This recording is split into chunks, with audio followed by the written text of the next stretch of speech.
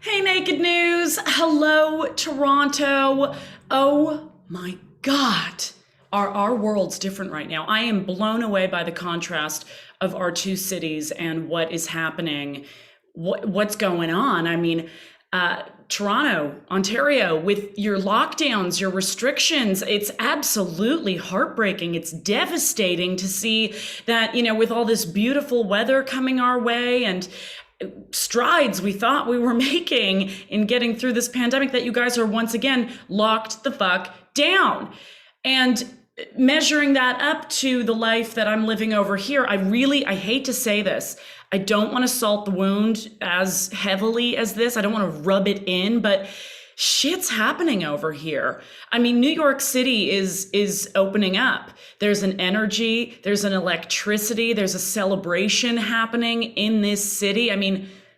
Who's to say that any of this will last? Because if we've learned anything during this pandemic and this tug of war with being open and being closed and being open and being closed, we know that at any second, of course, the tables could turn. We could be shut down here once again. But at this point, things are starting to open. In fact, I had my first proper New York night out this past weekend. And a proper New York night out, it isn't just dinner someplace. It isn't just nice drinks with a good view.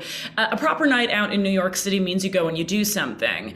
You go to an event, you attend a party, you go to a show. So this evening that I head out to go do something and have a proper New York night, I went to go meet some acquaintances of mine at a really fabulous live performance jazz and burlesque lounge. Now, you may remember this place because we did cover this venue on the show. It's called Dwayne Park. I absolutely love this spot. It's so sophisticated. It's so classy. It's dripping with style. It's so New York.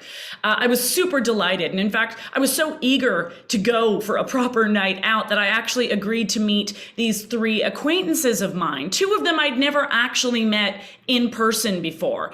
It's normally something I wouldn't jump to do, but I was so desperate to get out and enjoy all that's happening here. So I go out, right? And I learned the absolute difference between small talk and schmoozing.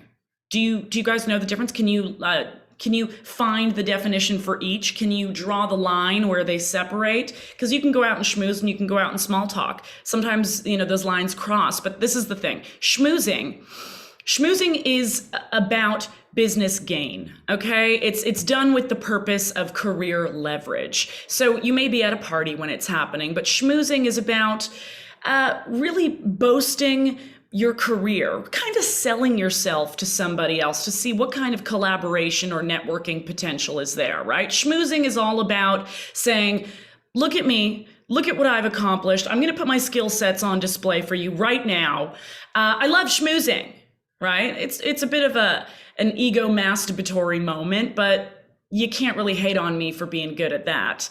Schmoozing, I love schmoozing, I'm good at, and I've really refined my ability to schmooze over the years, especially working in the media. Small talk.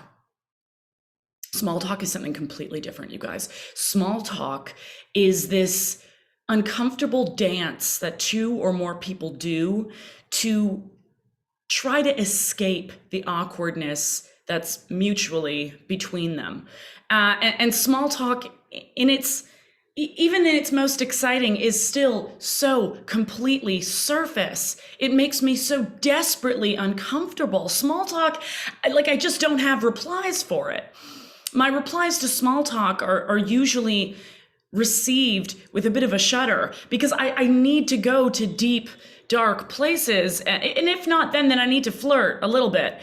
And it's not appropriate to flirt with people you're meeting for the first time during a pandemic. Also, here in New York, we've got a governor that's in some pretty distasteful, murky, dark water himself for flirting at inappropriate social gatherings. So whatever, all of this is, on my mind while I'm out there and weighing on me, making the small talk even more unbearable. But thank God this venue had such a banging, right from the jump live music moment. Okay. It was so loud in there. All of us behind our sparkly masks, after a while, I couldn't hear. I couldn't hear you guys, sorry. Can't hear watching the show. So I was able to kind of avoid a lot of the small talk, but just being out in that energy and witnessing performers in spotlight, conjuring applause. It was so exciting. It was so rejuvenating. It was so wonderful. In Toronto, I'm holding a candle for you guys right now. I mean, how soon can you get here? That's the question, right? How soon can you get here? I don't have a huge place, but I could probably entertain a group of 30. A standing 30 people could definitely be over here. So if you guys want to start figuring out shifts for this retreat to reinvigorate your lives, get in touch with me and we'll start scheduling this, okay? I miss you all and I'm thinking about you every step of the way.